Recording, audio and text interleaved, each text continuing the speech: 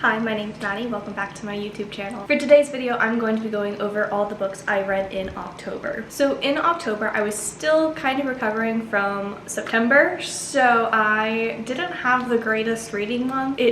Nothing was really hitting super duper well.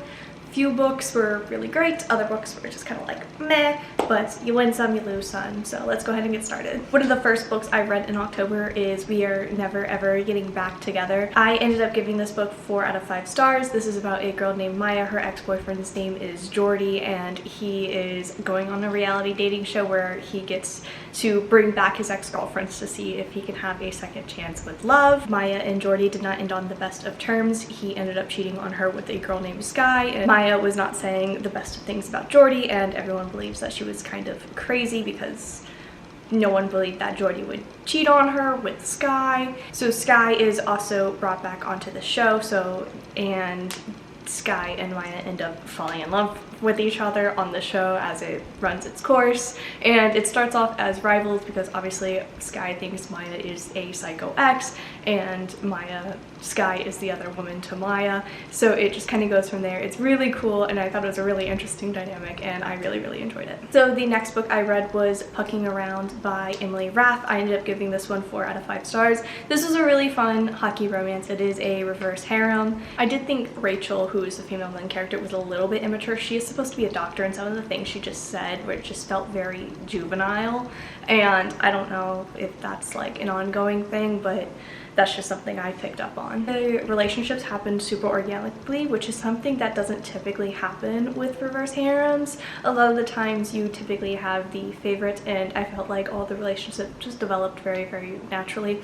I was a bit worried about the third guy because he was just kind of thrown in there, but I think because you get like halfway and like there's like no development between the female main character and him, and I think it was actually handled really well, all things considered. But I felt like this book was super balanced, and you could just definitely tell that Rachel didn't have a favorite, which is something that I really appreciated. The next book I read was Woven by Gold, which is the second book in the Beast of the Briar series, I think it's called.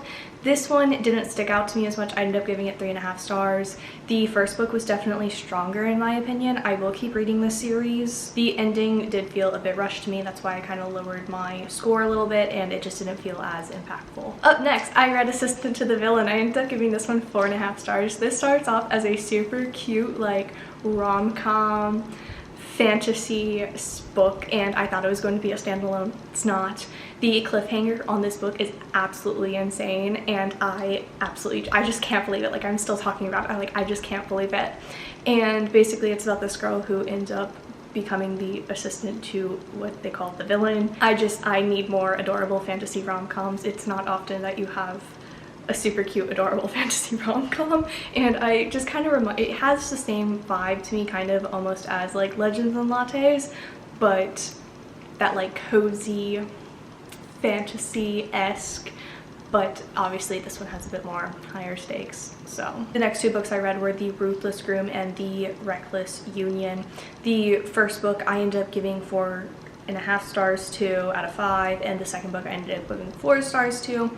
The ending of the third book didn't give me a ton of like impact. Like everything was kind of resolved like a third of the way in, so then you're just kind of hanging out for the like last couple bits of the book, and I didn't really like that, especially when books like these are like dragged out throughout like a trilogy or a series, and I just didn't really connect with the last book. I really enjoyed the second book. The characters are learning to be with each other and be in a relationship. They are, they're still struggling. It does end on a cliffhanger, and I learned that one of the characters in this book, it ends up being an interconnected series with other books, and I kept saying the name, like these names sounded so familiar to me. Turns out it's because they're all interconnected, so I thought that was kind of cool. The next book I read was Morning Star by Pierce Brown. This is a reread for me. I ended up giving it 5 stars again. The epilogue in this book makes me cry every single time, and then I ended up reading Iron Gold, which is the follow-up to the original trilogy, and that was a new read for me. I ended up giving it 5 stars as well. The ending of this book is absolutely insane. Like, I cannot get over the last paragraph of this book. Like, if I could like inject it into my veins or like have it tattooed behind my eyelids, I would, because it's just insane. I feel like Iron Gold really lives up to the sequel of the original trilogy. It's told in 4 different POVs. So you have Lysander, who is the previous ruler's son, and he's kind of on the run with Cassius. Then you have Dara, who is like my absolute favorite. And then you have a heist, which is ongoing, and I felt like the heist line was super predictable, but I did like it, even though it was predictable. Like, you knew what was going on.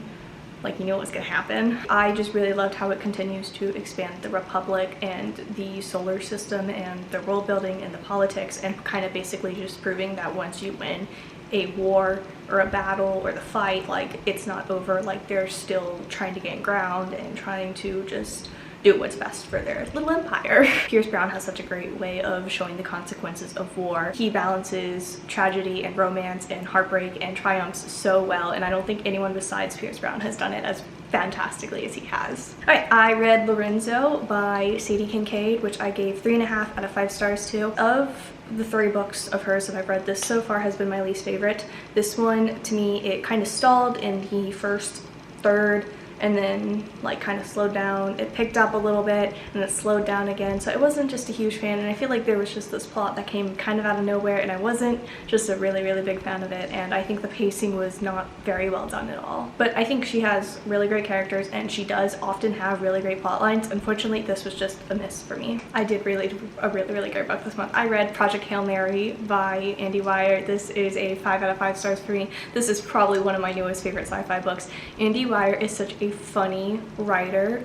Oh my gosh, I have never read such a funny sci-fi book in my life. It's very smooth and easy to digest, even though it's handling such very scientific, deep topics that I don't understand because I'm not a physicist or an astronaut or anything like that, but I really enjoyed it. Basically, this book is about a guy named Ryland. He is the sole survivor of a last-ditch effort to save the world and the universe from these like microorganisms that are like killing the sun, and I just really loved Ryan's inner dialogue.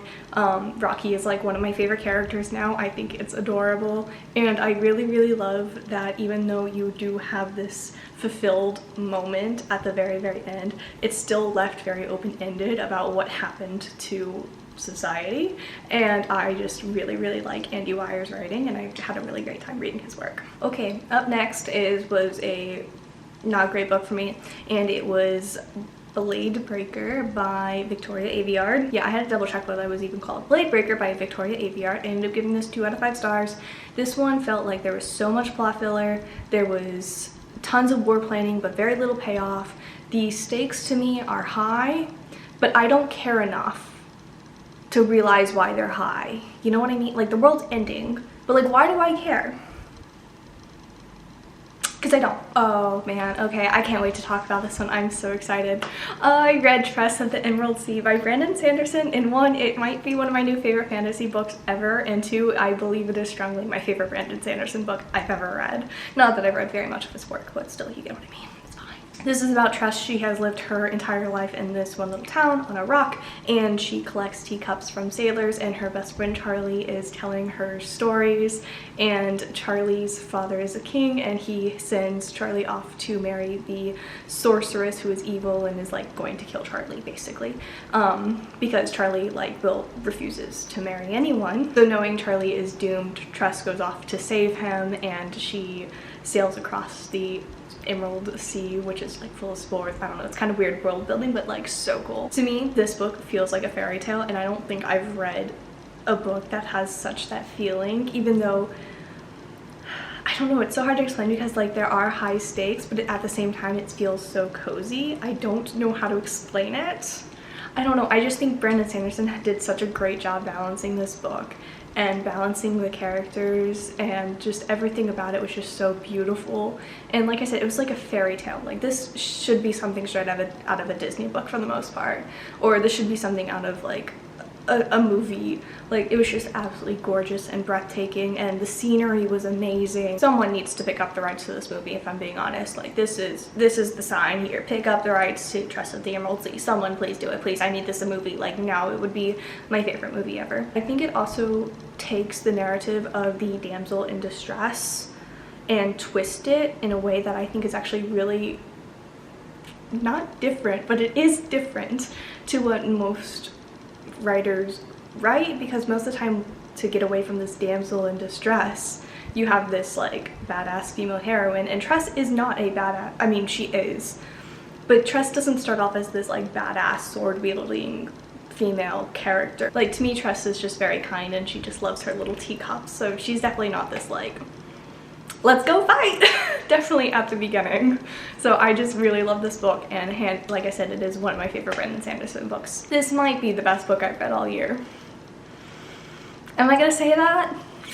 Ooh, yeah, I am. This is probably the best book I've read all year. Okay, the last thing I read this month was Meet Me at the Lake by Carly Fortune. I ended up giving this one 3 out of 5 stars, and the more I think about it and the more I talk about it, the more I want to lower my rating.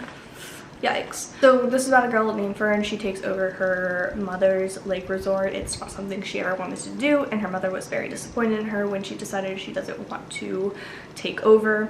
And there's this guy named Will who she met 10 years ago. So this is told in 2 different timelines. So the first one happens 10 years ago for a single day, where Fern and Will meet, and at the end of it they decide that they're going to meet up a year later, and Will never shows up. And Fern takes over her mother's lake resort, and Will randomly shows up like 10 years later. One, I don't get why Fern is obsessed with this guy who she met one day while in a relationship with another guy 10 years ago. To me, doesn't make sense. Whatever. And surprisingly though, I did not mind it actually being told in 2 point of views. I think that is something Carly Fortune actually does pretty well, is telling 2 different timelines, because normally I freaking hate it. I can also appreciate these like summer feelings. I think Carly Fortune does that also very well, like kind of capturing that summer vibe. So I like it.